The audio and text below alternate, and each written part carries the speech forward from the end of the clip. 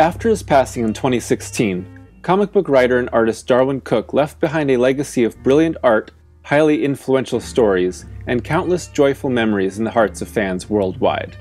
While no artist can be summed up by a single creation, Cooke's 2004 miniseries DC: The New Frontier stands as his seminal work. A comic that quickly worked its way into the pantheon of classic comic books and one that truly captures the spirit of what makes superheroes and DC Comics so special. Set in the 1950s, The New Frontier takes place in a world where DC Comics superheroes like Batman, Superman, Wonder Woman, and the Justice Society began fighting crime in the 40s, just like their original comic book versions. During the course of post-World War II rebuilding and the beginnings of the Cold War, new heroes like The Flash, Green Lantern, and more spring into action around the world. But these new heroes must contend with a society that is undergoing massive changes, a government that fears any potential new threat, and a lurking alien menace that could destroy this inexperienced and disjointed band of heroes. Through the course of a more than 400-page epic that he both wrote and drew, Cooke captured the look and feel of classic 1950s DC Comics, while also underpinning the aesthetic with a socially, politically, and morally conscious mind that took into account the real-world issues of the time. Yes, these are bright and shining heroes that reflect the best of classic DC Comics, but they also grapple with issues of the Cold War, racism, the space race, and much more within the turbulent era that spans from 1945 through 1960. While that may seem like far too much to stuff into a single miniseries primarily focused on superheroics, Cooke created a narrative that incorporated these many disparate themes naturally, while also giving its dozens of characters well-rounded and ultimately satisfying narrative arcs. The fact that this extraordinary artist also put just as much thought and effort into the creation of the thousands of panels of artwork that comprise DC: The New Frontier just goes to show how explosively talented Cooke was, and how deeply invested he was in this one-of-a-kind story. Comprised of a cast of dozens of characters, Cooke focuses the main thrust of the narrative on Hal Jordan, aka Green Lantern, John Jones, aka the Martian Manhunter, and Barry Allen, aka the Flash, each of whom take up the call to heroism during the course of the 50s. But Cooke allows the first half of the 6-issue series to be comprised largely of vignettes that jump between the many heroes of the era, with each hero having his or her own arc throughout the series, which range from inspiring to tragic. Cooke's artwork is evocative of the time period in which The New Frontier is set, and while his drawing style worked well for any narrative, and the artist often fought against being pigeonholed, his Jack Kirby-esque clean lines, squared angles, and kinetic sense of movement pair perfectly with this age of heroes. And while Cooke's art casts everyone from the burnt-out journalist to the shining Superman in an iconic, timeless light, his characters still feel real and human. Cooke was equally talented at bringing both static scenes of conversation and massive battles to vibrant life. The scenes which fill The New Frontier can shift from light and whimsical to dark and violent, with both ends of the spectrum and the transitions between feeling just as valid within this era of both hope and tragedy. Just as crucially, Cooke's writing and narrative hooks are just as powerful as his drawings. They elevate one another, and work in tandem to show an artist using the full breadth of his powers. Beginning at the close of World War II, The New Frontier tracks the doomed mission of the Losers, a military squad sent to a mysterious island populated by dinosaurs in an effort to save the stranded Colonel Rick Flag.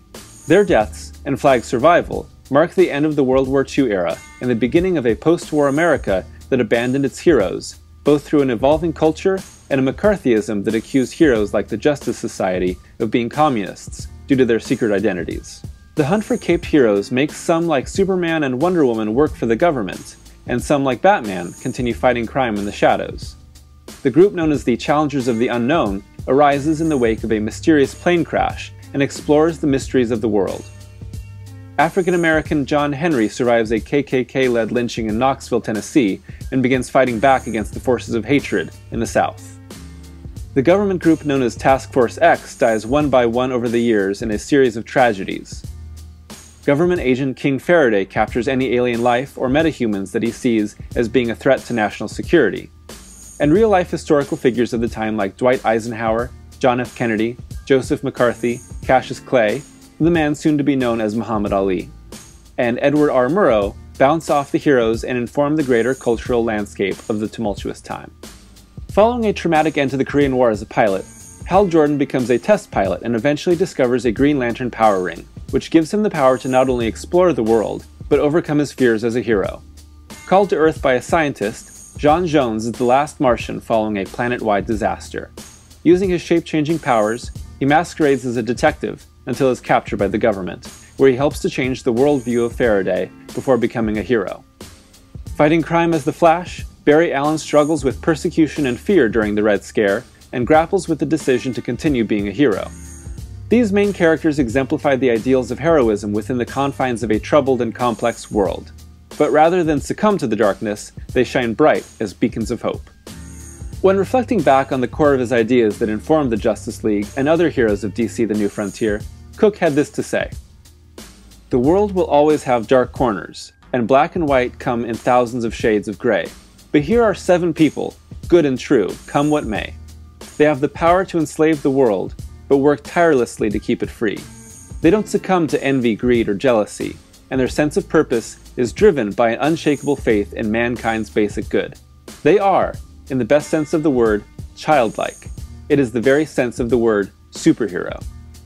Although the integration of real-world issues may lead many comic books to upend the ideal of the superhero, with Alan Moore's Watchmen being the epitome, Cooke embraced the idea of heroism that rose above when facing true challenges.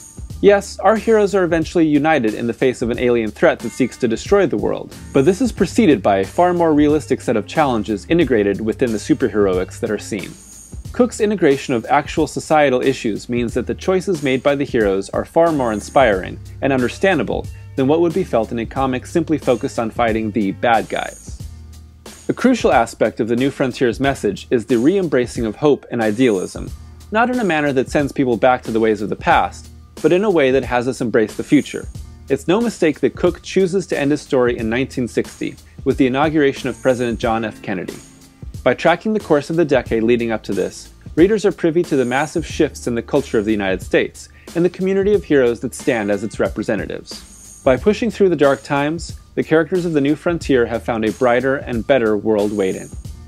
Closing up the story is a transcription of Kennedy's real-life inaugural speech, in which he discusses the New Frontier and what it means for America and the world. While the new band of heroes has succeeded in stopping the alien threat that could have destroyed the world, this is only the beginning of what the New Frontier truly is. As scenes displaying the evolution of our heroes and the formation of the Justice League play out, so do scenes depicting the rise of new villains, segregation against African Americans, and the doomsday clock of the Cold War. Over it all, Kennedy speaks about how the world now faces new challenges and opportunities on all fronts. Men and women have a choice to make: embrace courage and lead the world into a better tomorrow, or choose complacency and fear and let the world slip into destruction. The stakes of failure are higher than they have ever been, but true success means a better world than ever before. Closing on a final moment where the Justice League springs into action to stop the monster known as Starro, Cooke's stance on humanity is made clear. Hope is real, and the future is a brighter place for us all. That ideal goes beyond the span of any single comic book, and lives on in the legacy of Darwyn Cooke.